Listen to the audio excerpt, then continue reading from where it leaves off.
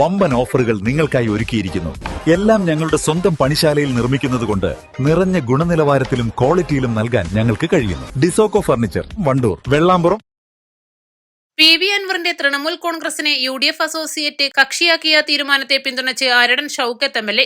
കോൺഗ്രസും UDFും എടുക്കുന്ന ഏത് തീരുമാനത്തെയും പൂർണ്ണമായി പിന്തുണക്കുമെന്നും ആരടൻ ഷൌക്കത്ത് MLA പറഞ്ഞു. നിലമ്പൂരിൽ മാധ്യമപ്രവർത്തകരുടെ ചോദ്യങ്ങളോട് പ്രതികരിക്കുകയായിരുന്നു അദ്ദേഹം. വ്യക്തികളെ ആരെ എടുക്കണം, അല്ലെങ്കിൽ പാർട്ടിയെ ഏത് തീരുമാനിക്കണം എന്നൊക്കെ തീരുമാനിക്കുന്നത് എന്റെ നേതാക്കന്മാരാണ്.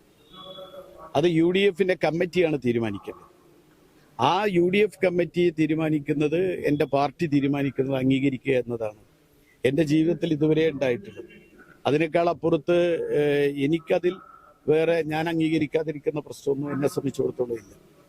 അപ്പൊ അത് UDF തീരുമാനമെടുത്തു കഴിഞ്ഞാൽ എന്റെ party, Indian national Congress party ഒരു തീരുമാനമെടുത്താൽ അതിനെ പൂർണ്ണമായും അംഗീകരിക്കുക എന്നത് തന്നെയാണ് എന്റെ നിലപാട്.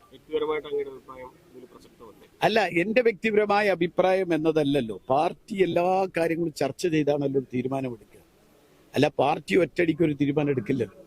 പാർട്ടി എല്ലാ കാര്യങ്ങളും അതിന്റെ വശങ്ങളൊക്കെ ആലോചിച്ചിട്ടാണ് പാർട്ടി ഒരു തീരുമാനമെടുക്കുക.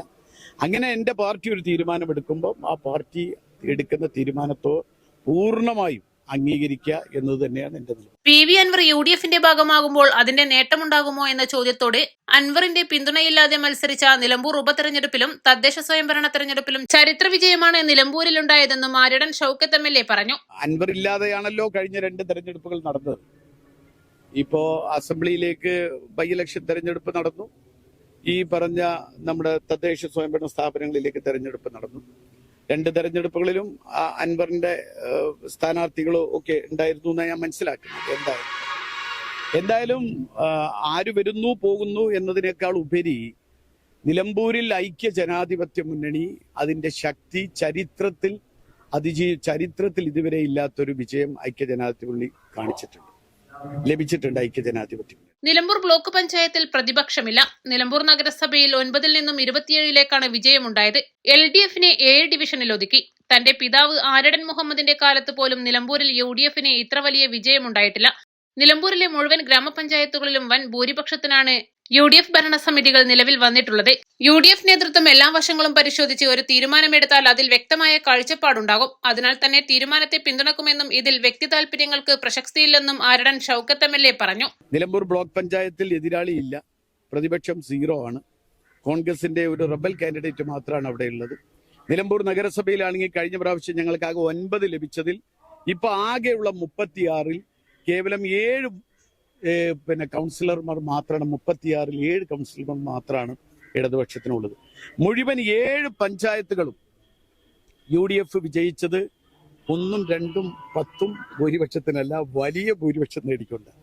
അവിടെയൊക്കെ ഈ പഞ്ചായത്തുകളിലൊക്കെ തന്നെ കേവലം 3ഓ 4ഓ മെമ്പർമാർ മാത്രമാണ് ഇടതുപക്ഷത്തിനുള്ളത്. മൂത്തേടം പഞ്ചായത്തിൽ 1 മെമ്പർ മാത്രമാണ് ഇടതുപക്ഷത്തിനുള്ളത്. ബ്ലോക്ക് പഞ്ചായത്തിന്റെ കാര്യം ഞാൻ പറഞ്ഞു, ജില്ലാ പഞ്ചായത്ത് ഞാൻ പറഞ്ഞു.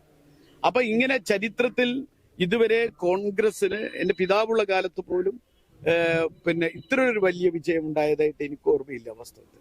അങ്ങനെയുള്ള ഒരു വിജയം UDFന് സമ്മാനിക്കാൻ കഴിഞ്ഞിട്ടുണ്ട്. ജനങ്ങൾ UDFൽ വിശ്വാസം അർപ്പിച്ചിട്ടുണ്ട്. പിന്നെ ഇനി UDFലേക്ക് ആര് എടുക്കണം ആര് എടുക്കണ്ട എന്ന് തീരുമാനിക്കുന്നത് ഞാനല്ല, പാർട്ടിയാണ്.